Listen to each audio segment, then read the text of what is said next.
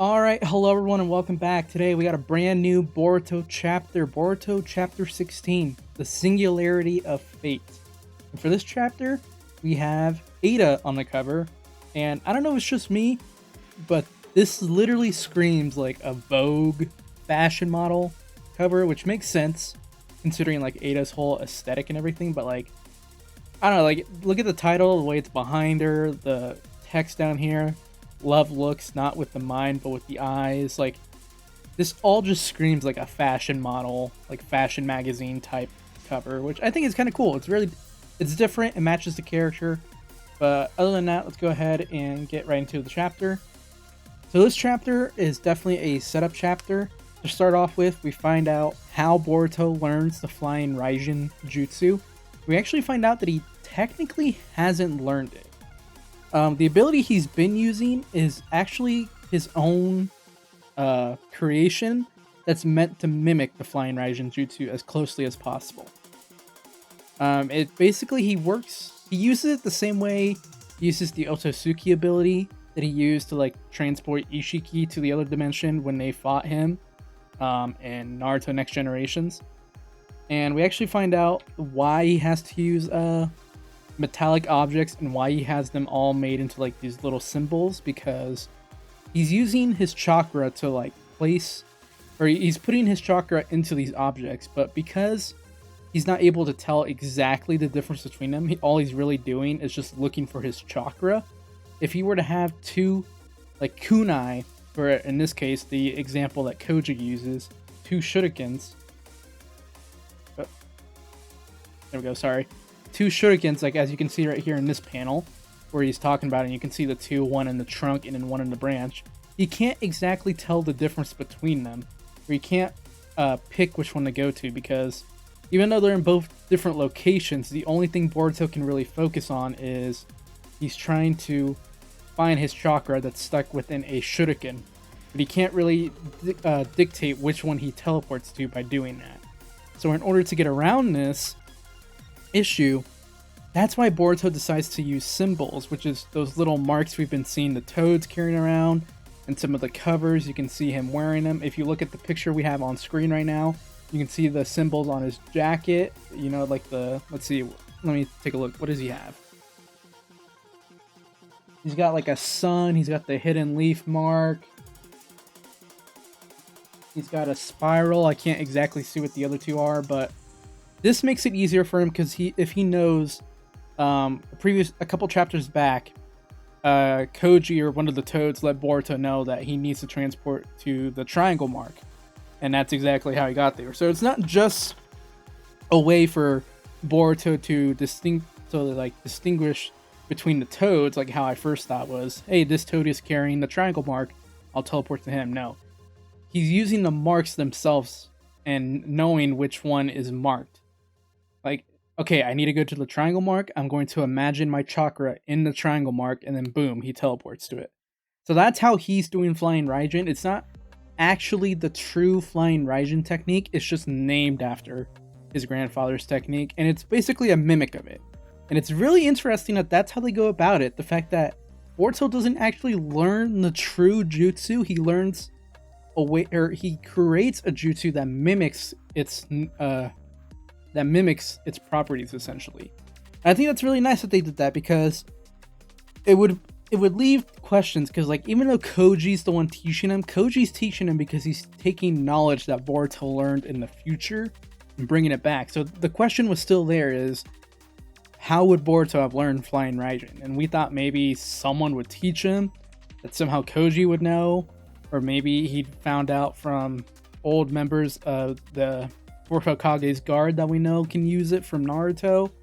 But no, he actually just ends up creating a similar jutsu and decides to honor his grandfather by naming it the Flying Raijin, which I think is super nice. It's a cool way to wrap that up, or answer that question we've been having of how Boruto learned it.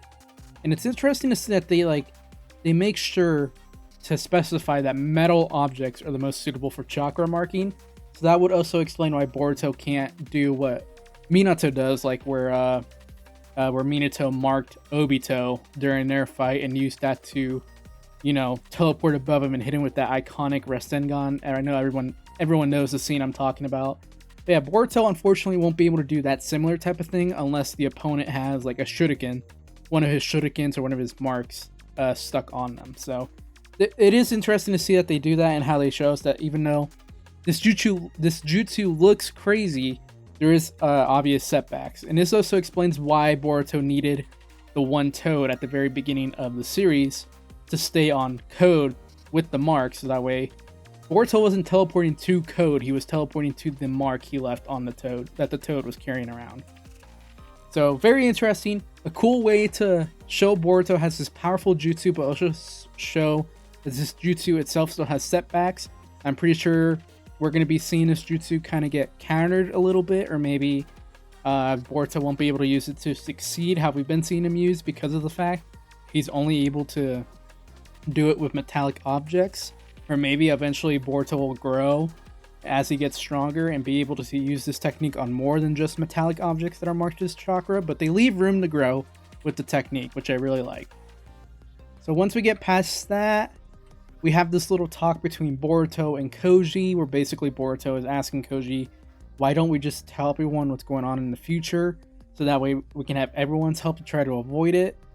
And Koji says doing this would essentially destroy our advantage, because the more people that know about the future, the more complex and more inaccurate that prediction gets, because of all the changes that are happening.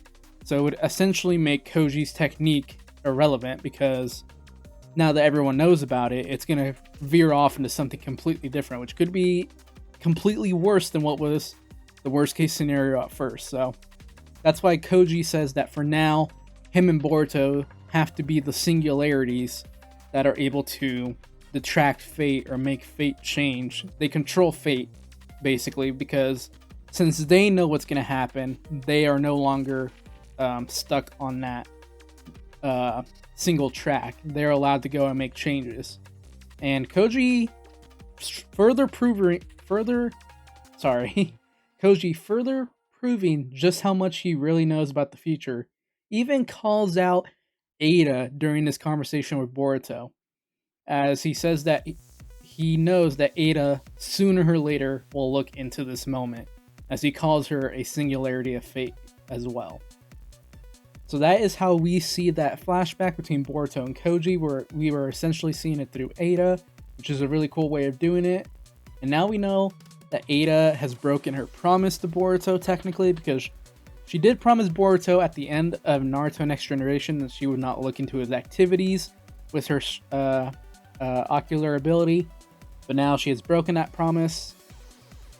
And it turns out that the people who asked her to break that promise, or were there when she broke that promise, were Sarada and Sumire, as Sarada wants to know any info that she can get on Boruto.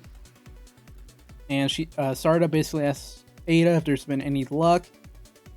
Ada says that Boruto has his reasons for this, and that the reason why he's being so secretive is because he's trying to prevent unnecessary danger to both Sumire and Sarada.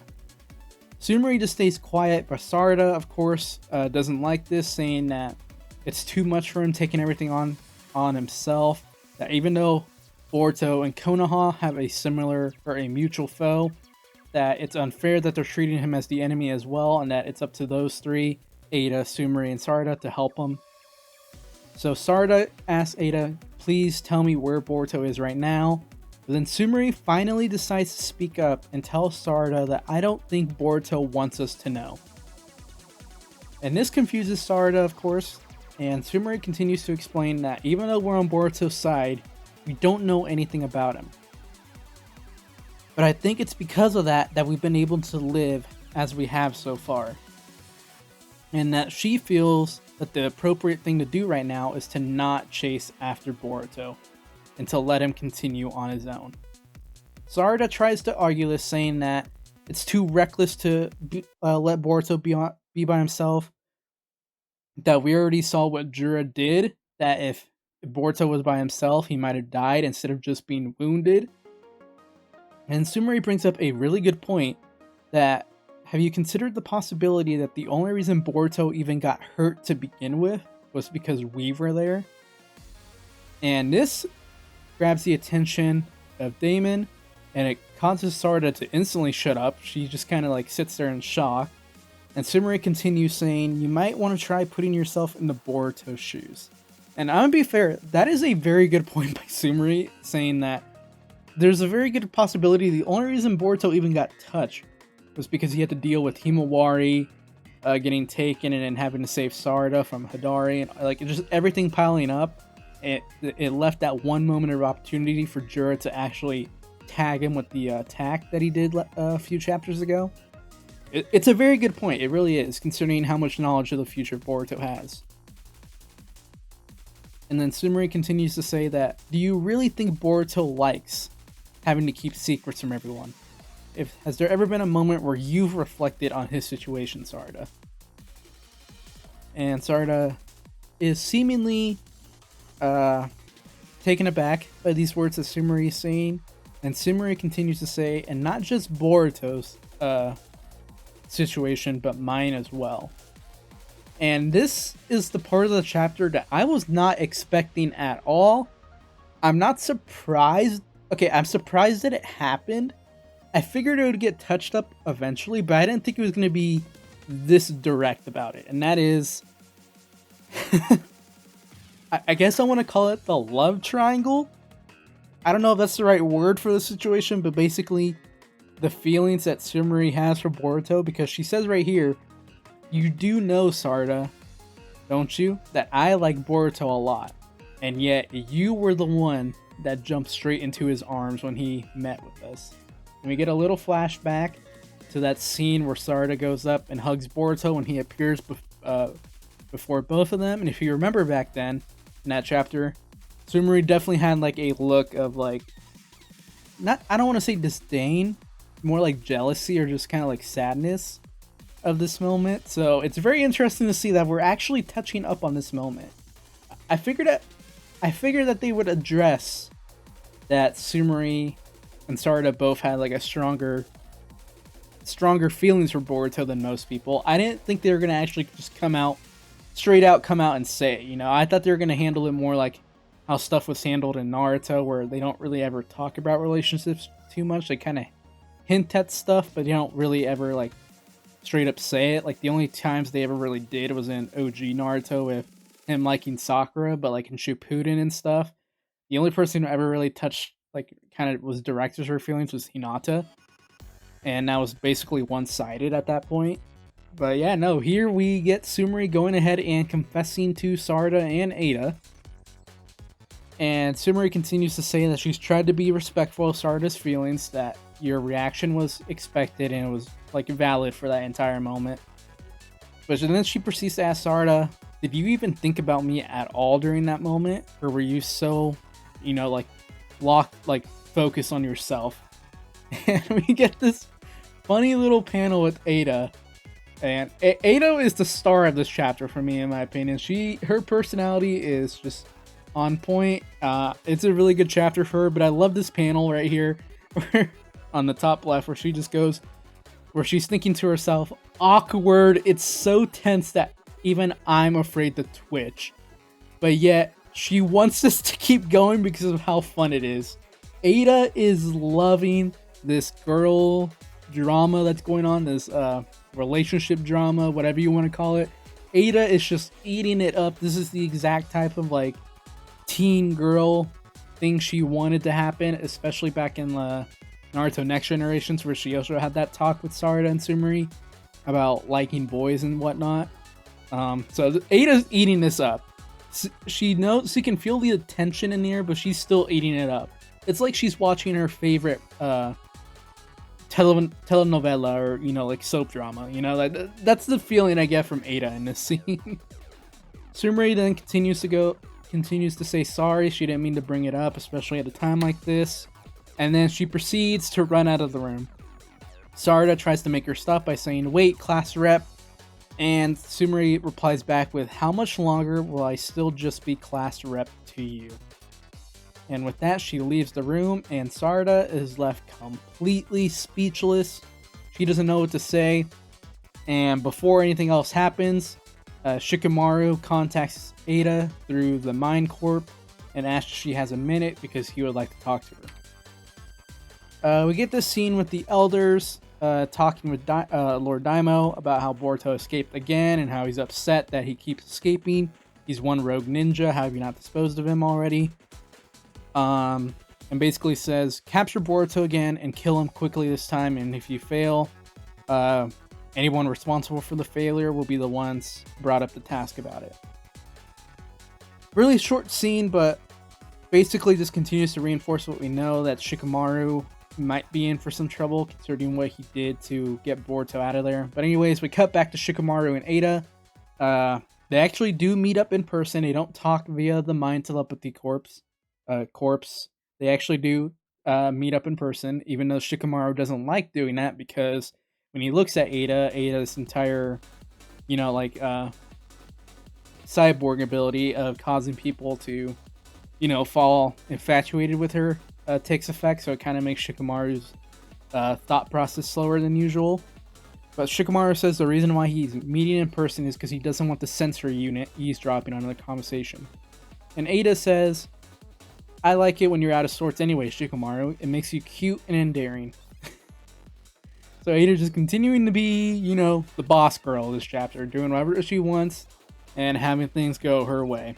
I'm sure she's a little disappointed that the girl talk is over, but regardless, she's here with Shikamaru, and we get some really good dialogue here and some really good moments here. So Shikamaru asks Ada, what do you know about what happened in the sand?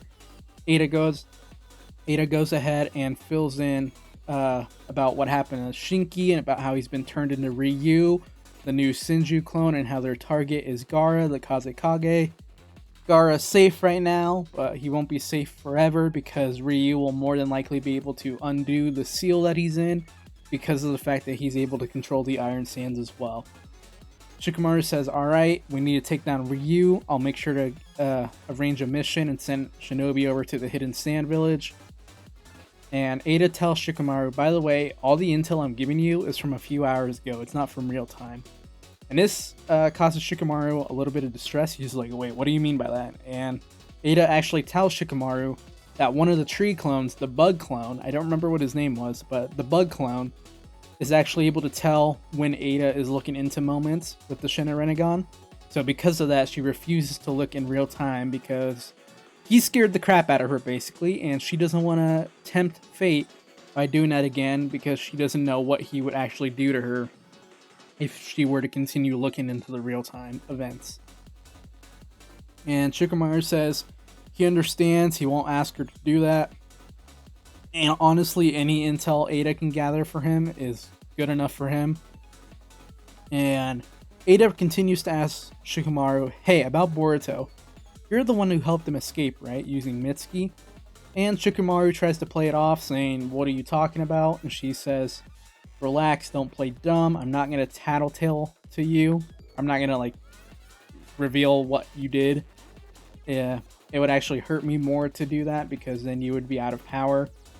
And she also does not want to cause Boruto any trouble. And I think this kind of reverts back to the whole promise she made to Boruto and Sasuke at the end of Naruto Next Generations, where she's kind of on his side technically because she told him that she would not help the Hidden Leaf Village look for them and stuff. So I think this kind of revolves around that a little bit.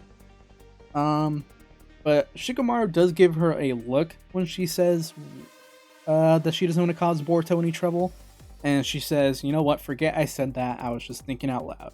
So maybe there's something else there that Ada has a reason for not wanting to tell Boruto. But anyway, she continues on to say that Kawaki's agreed to team up with Boruto for now, so if you want something done about the Senju clones, I'm gonna leave it to Boruto and Kawaki. And then Shikamaru proceeds to ask Ada, by the way, Boruto has a partner. Do you know who it is? He's talked to me in toad form, and I've recognized that toad. It's Kashin Koji, isn't it? And Ada doesn't say anything, and then boom, out of nowhere, we get a random toad coming out of Ada's hair. We got Kyle the Toad, I'm gonna name him Kyle, coming out of Ada's hair, complimenting Shikamaru about his sharpness and how he's as smart as ever. And he proceeds, it's basically Koji talking to the toad, if you remember. It's not these toads don't actually have their own personalities and such as the toads from Mount Miyaboku. The name of the mountain where the toads come from, where Jiraiya summoned them from, leaves my mind. I want to say it's Miyaboku, but I feel like that's also completely wrong. But if you know what I'm talking about, these aren't sentient toads like them. These are cyborg toads, and it's Koji that talks through them, through like a speaker, essentially. So basically, he tells Shikamaru, "Look, I'm gonna give you the gist, but no questions, all right?" And he proceeds to tell Shikamaru, Konohamaru Sarutobi, Sarada Uchiha, and Mitsuki, send those three to the Land of Wind, otherwise known as like the Hidden Sand Village. And he tells them that Ryu or Matsuri, or even both of them together, are going to show up, have those three team up with Sand Ninja to slay them. And Shikamaru basically says, "Hold up, explain what's going on and give me a good reason why I should listen to you." And Koji Toad, or Kyle, says, "I told you no questions. If it's not enough to convince them, to come up with something to be able to convince the people to send them on this mission. And another thing, do not let Himawari outside of the Hidden Leaf Village. Jura has his eyes on her, and if she steps out of Konoha, it may draw his notice and will result in her death." So basically, Koji right here is telling Shikamaru, like, "Hey, this is what we need you to do so that way we can have the good future." But he can't tell him that because he doesn't want to set the future off, like, by telling Shikamaru, "I've seen the future, I know what we need to do I know what we should not do to get bad futures, so let's try to do this to have good futures instead." But he can't tell him that, so he just has to tell him, "Look, no questions asked, do this please, just trust me on this." That's basically what he's trying to do. And this is very interesting to me. This part right here, this is probably the most interesting part of the chapter to me in general. That Jura holds Konoha's cultural value in high esteem, and that is the reason why Himawari would be safe in the village, because Jura himself would be very hesitant to wage battle within the village. And not only that, Jura himself might actually just drop by in the Hidden Leaf Village whenever he wants, because Koji proceeds to say, "Tell everyone in the Hidden Leaf Village to treat him as an ordinary customer if Jura happens to pay a visit to the bookstore or some such." Which is insane to me that Koji has seen a future where Jura just decides, "You know what, I want some new books." We know Jura is obsessed with books because he wants more knowledge about like life and stuff. So it's insane to me to think Koji has seen futures where Jura ended up, or some issue happened with Jura because some customers reported him, or some stores reported him to the Hidden Leaf Village. They tried to attack him, and it probably ended up with Jura blowing the entire place up because they wouldn't let him buy a book, or because they reported him. Like, that is insane to me that it's like, yeah, Shikamaru, just know, the main villain, the main guy who just, caused so much trouble for the Leaf, if he stops by to buy a book or something, you gotta let him. Do not make him upset. And Shikamaru himself has like the same reaction. He kind of just like looks at the Toad like, "Are you serious?" And Kyle/Koji the Toad says, "This is no joke. The most important part is to not upset Jura.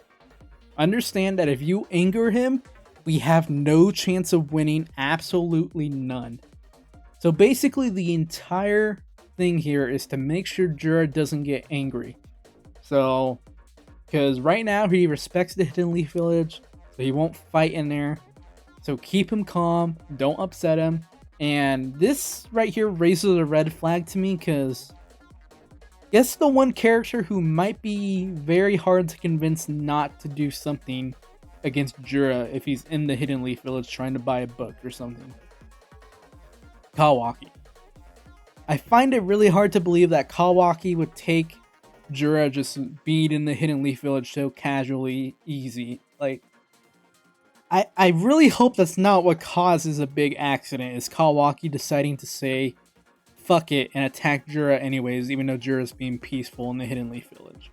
Which, I mean, to be fair, in Kawaki's case, he's perfectly valid if he wants to do that, If he wants to attack Jura for it, then go ahead, but like,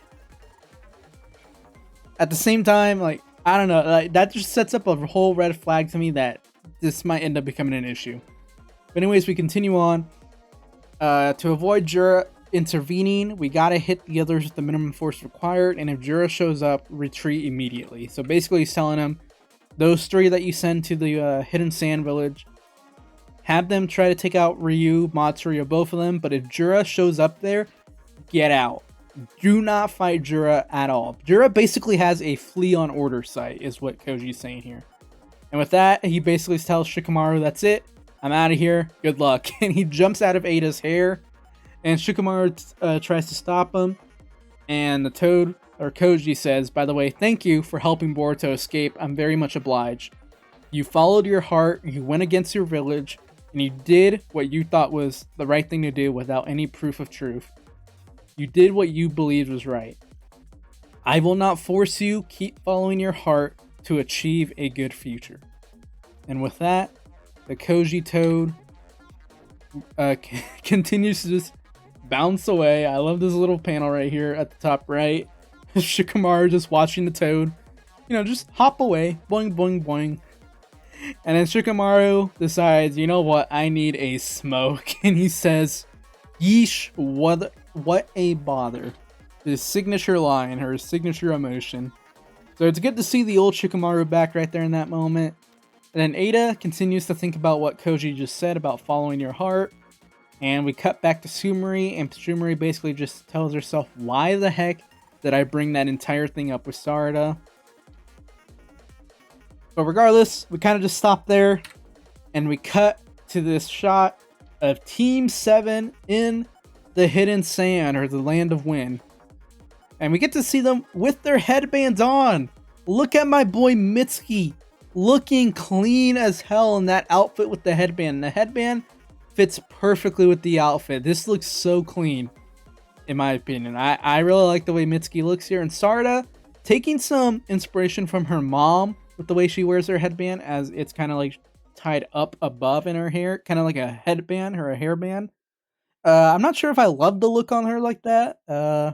It looks a little awkward. It might just be because I'm not used to seeing them with their headbands on.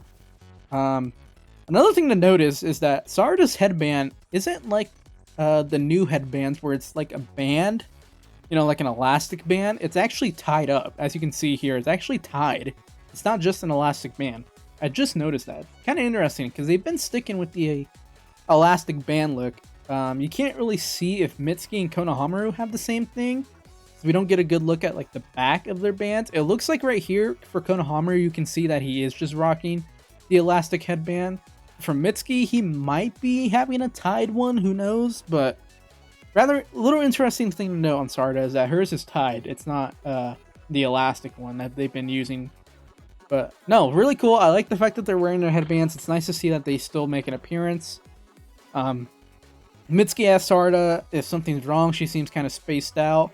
And she says, nah, I'm fine. And Konohamaru says, hey, don't space out, or the ninja from the sand are going to make fun of you. And Yodo and Arya finally show up. If you don't remember who those are, they are the sand siblings of Shinki. As you can see right here, you got them posed up, looking cool. We got this guy with his beard and his I don't know what, face covering, eye covering. I wanted to call it an eye band, but that sounded wrong. But we got this boy looking like trying to do his best Gojo impersonation. They basically tell them, hey, welcome to the Land of Wind. Thank you for deciding to help us. And Konohamaru says, no problem. Let's get moving. So they start heading out. They are heading to coordinates that they were given from Shikamaru. Mitsuki asked Konohamaru, where did Shikamaru get these coordinates from? Konohamaru says he said it's from a reliable source, but I'm a little skeptical as well about it. Skeptical. He's a little untrustworthy of it as well. I just cannot speak today. It's safe to assume that he probably got these coordinates from Koji. I'm assuming this is where Koji, like the exact location Koji told him to go to. And once again, we get another little tidbit about this. I'm surprised how much they've been touching on this. But we get, I believe it is Arya. I believe Yodo is the dude and Arya is the girl. We get Arya asking Sarada, "Hey, your aura's changed a lot. Are you into a guy now?" And Sarada is just like, no." And Arya's just like, okay, not that it matters. So really random that even other characters are picking up on Sarada possibly having feelings for Boruto. I was really surprised that they touched on that here as well. It felt really out of nowhere. But anyways, we cut to Konohamaru. He's looking through binoculars, and then he shouts out. Well, he doesn't shout out, but he tells the rest of them that he's found them. "I see the Shinju clones." And we see a shot of, once again, there's a lot of really good, like, out of context panels in this chapter that are very funny in my opinion.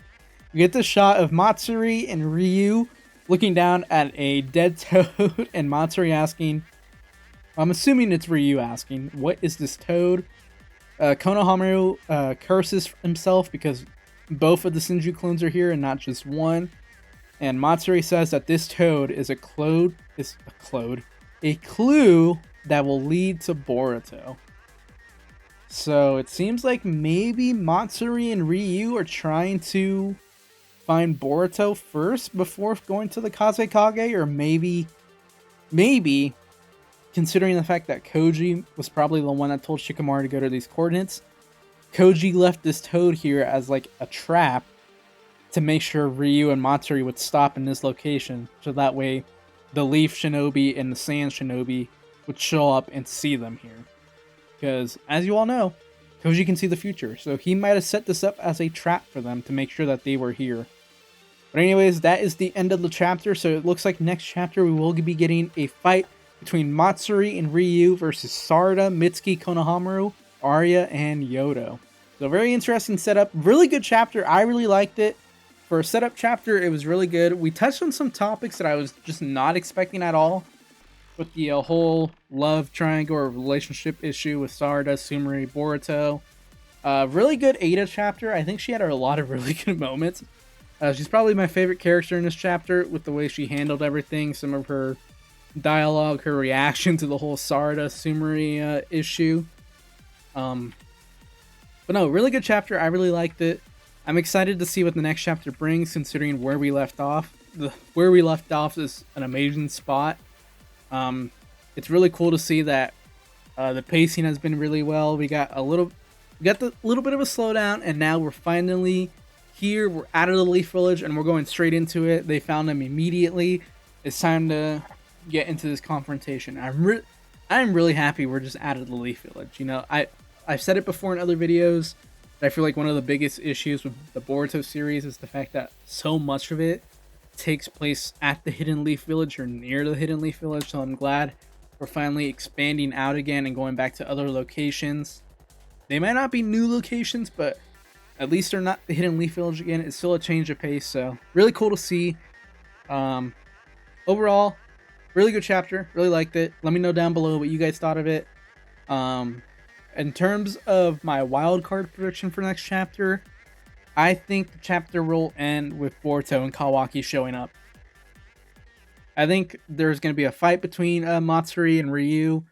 They're going to do pretty well holding themselves up, but I think it's a possibility. I think Boruto and Kawaki will show up maybe when Ryu and Matsuri are about to get the advantage. They're going to put a stop to that, and then the chapter after that, we're going to have Jura show up. I think we're going to have Jura show up, and it's going to cause the end to the fight. I don't know. We'll see. But I'm getting ahead of myself trying to go 2 chapters now. For right now, I'm just going to go ahead and predict that the next chapter, we see Boruto and Kawaki show up at this location to help the group fight against these two. But other than that, that'll go ahead and do it for me. I will see you all next month for the next Boruto chapter. I'm super excited for this, but as always, have a good rest of your day / night whenever you're watching this video. Hope you, God bless, happy reading, and I will see you all next time. Peace out. Okay, you know what? I'm redoing that outro. That was horrible. Anyways, I hope you guys have a good rest of your day / night, depending on when you watch this video. God bless, happy reading, and I will see you all next time. Peace out. Now that is how you do an intro or outro. God, you know what? Just end the video. Editor, end the video, please, before I make more of a fool of myself.